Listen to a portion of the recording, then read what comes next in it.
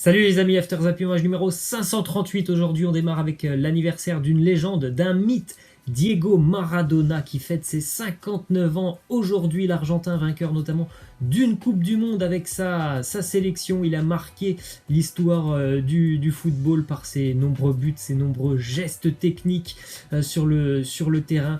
Un joueur qui a marqué aussi un club en Europe, plus particulièrement le Napoli, du côté de Naples. Maradona, c'est tout simplement une idole. On continue avec cette image assez loufoque d'ailleurs de Maradona, puisque hier, il est entraîneur encore à l'heure actuelle en Argentine du Gimnasia La Plata. Hier, son équipe se déplaçait du côté des Newell's Old Boys.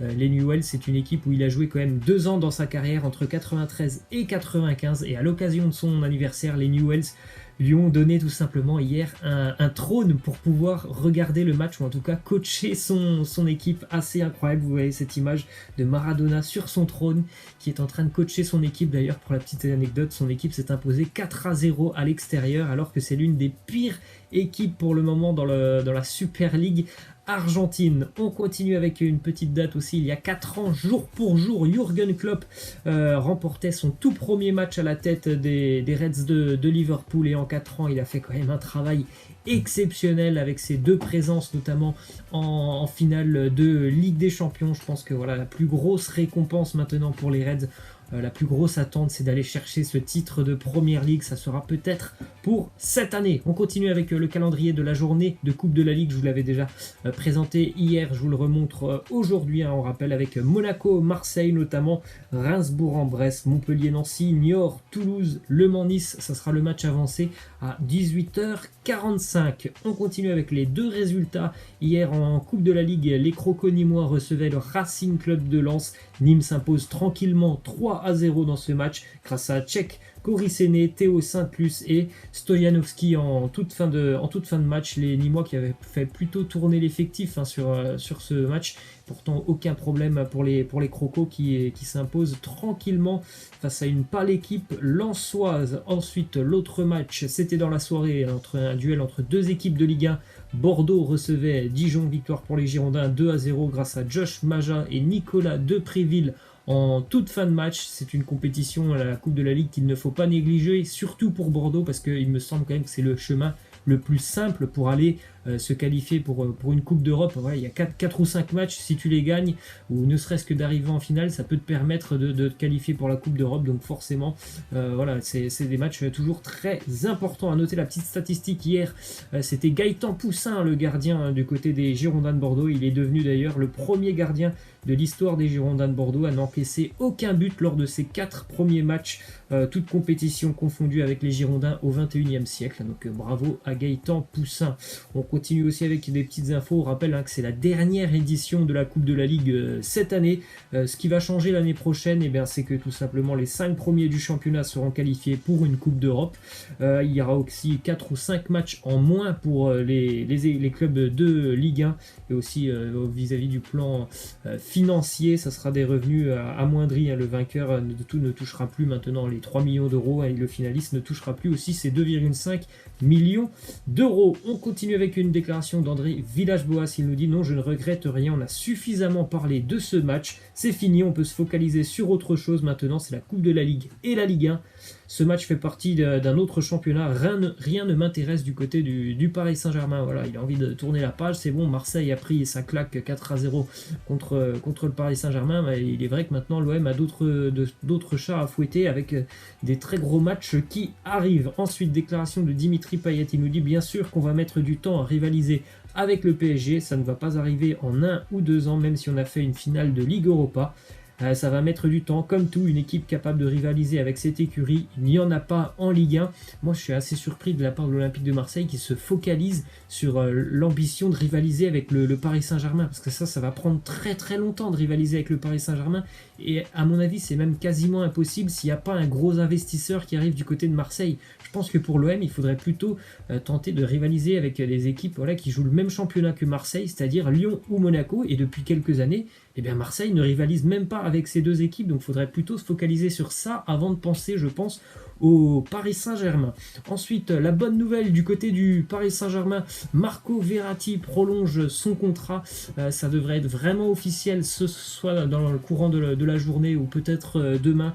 Il va continuer l'aventure avec le Paris Saint-Germain jusqu'en 2024. Ça, c'est déjà maintenant sa 8e saison du côté du Paris Saint-Germain. Marco Verratti, il a dit qu'il était aux anges tout simplement de travailler avec Thomas Tuchel, puisque Thomas Tuchel est quelqu'un qui voit et perçoit le football comme lui. Donc voilà, il est tout simplement heureux d'être à Paris.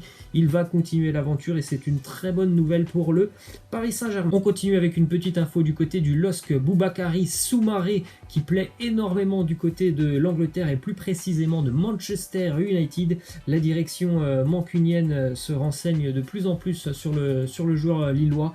On rappelle que cet été, le LOSC avait refusé une offre de 40 millions d'euros qui provenait de Wolverhampton. Donc encore une fois, si Soumaré part, et ça risque d'être le cas lors des prochains mercato, je pense qu'il partira. Ça va être encore un très joli chèque pour le LOSC.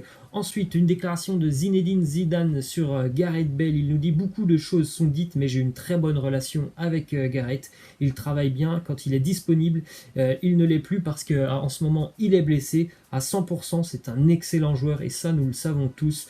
Vous créez quelque chose qui n'existe pas entre lui et moi. Voilà, il a fait passer un petit message aux journalistes qui disent tout le temps que là, il y a des tensions entre Gareth Bale et Zinedine Zidane. Pour Zidane, il n'y a rien du tout. Et même Zidane a annoncé tout simplement qu'il espérait que Gareth Bale continue.